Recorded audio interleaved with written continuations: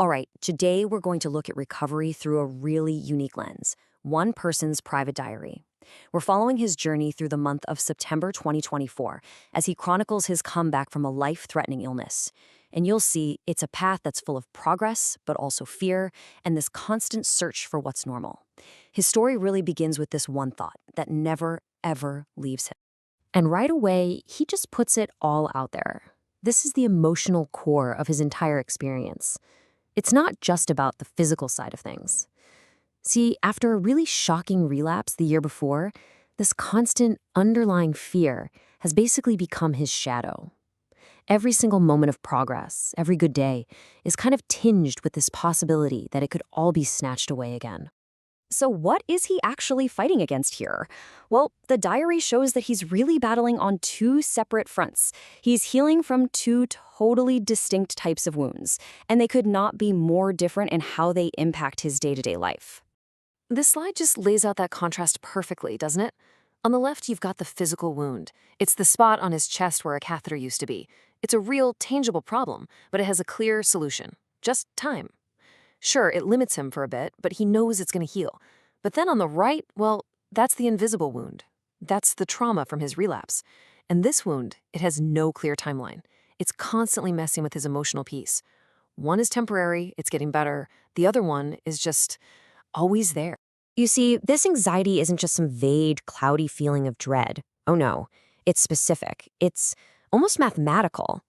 He's become completely haunted by the calendar, turning these specific dates from his past into future monsters he feels like he has to slay.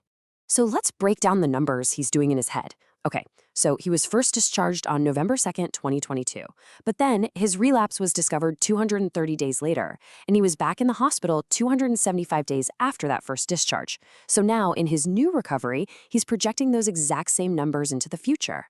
The new 230-day mark is October 7th, 2024, and that 275-day mark is November 21st. He knows deep down they're just dates, but man, they've taken on this huge, menacing power. And this, right here, this just perfectly illustrates the twisted logic of trauma. He literally calls them symbolic and silly, but then in the very same breath, he admits that getting past them is a major milestone for him. You see, successfully making it past these dates while staying healthy, that's his way of proving to himself that this time is different. It's his way of trying to wrestle back some control from the chaos. But here's the thing, he is not paralyzed by this fear. Not at all. In fact, it actually pushes him to do something. He decides to take a trip to Alagna, a town up in the Italian Alps.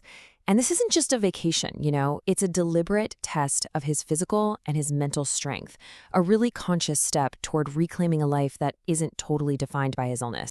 And on that trip, he hits a milestone that seems so small, but is just profoundly huge. He eats a fresh pizza in a restaurant. Now, for someone with a compromised immune system, eating food that you didn't prepare yourself is a massive risk. So this wasn't just a meal. It was an act of trust. It was a taste of freedom. It was absolutely a huge victory. But you gotta understand, that freedom came with a constant humming background of risk and difficulty. Behind the scenes of that pizza victory, he was constantly calculating. He was worried about the woman in the grocery store making his sandwich without gloves right after handling money. Out on the hiking trails, he was struggling with muscle weakness and his balance was off, all because he'd lost 5 kilograms. Every single step, every meal, it all required this intense level of thought. But despite all those challenges, look at what he did. On his first full day there, he hiked 11 kilometers. That is a clear, quantifiable measure of his progress. It's proof that his body was getting stronger and that his determination was absolutely paying off. And just to put that into perspective, this was not a flat 11 kilometers. Not even close. The hike involved an elevation gain of 467 meters. So, yeah, this was no casual stroll. It was the toughest hike he'd been on since before his relapse. That number represents a mountain rut he climbed, both literally and, metaphorically. And here's the really crucial part. This wasn't just about him gritting his teeth and pushing through it. The effort itself was actually restorative. He writes that by the second day, he felt stronger, more stable on his feet. His proprioceptive system, that's your body's sense of its own position in space, it had improved.